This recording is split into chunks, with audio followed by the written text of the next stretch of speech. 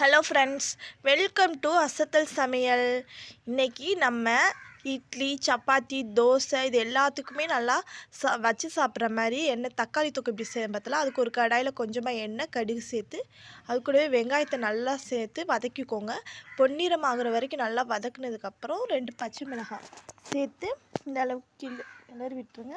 அது கூடவே கொத்தமல்லி சேர்த்து இந்த அளவுக்கு வதக்கிட்டு, நான் இன்றைக்கி 3 பெரிய சைஸ் தக்காளி எடுத்திருக்கேன், அதையும் சேர்த்துட்டு இந்த அளவுக்கு வதக்கிக்கோங்க. அது கூடவே உப்பு, தேவையான அளவு உப்பு சேர்த்து நல்லா வதக்கிட்டுருங்க. இது கூடவே நம்ம 1 டம்ளர் தண்ணி அளவுக்கு சேர்க்கணும்.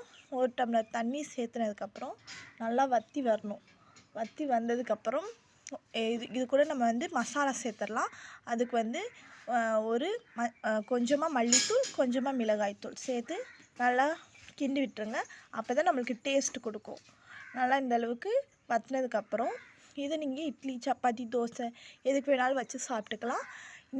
இதை நீங்களும் உங்கள் வீட்டில் ட்ரை பண்ணி பார்த்துட்டு எப்படி இருக்குன்னு சொல்லுங்கள். இந்த வீடியோ உங்களுக்கு பிடிச்சிருந்துச்சுன்னா மறக்காமல் என்னோடய சேனலை சப்ஸ்கிரைப் பண்ணிவிட்டு போங்க. தேங்க்யூ, பாய் பாய்.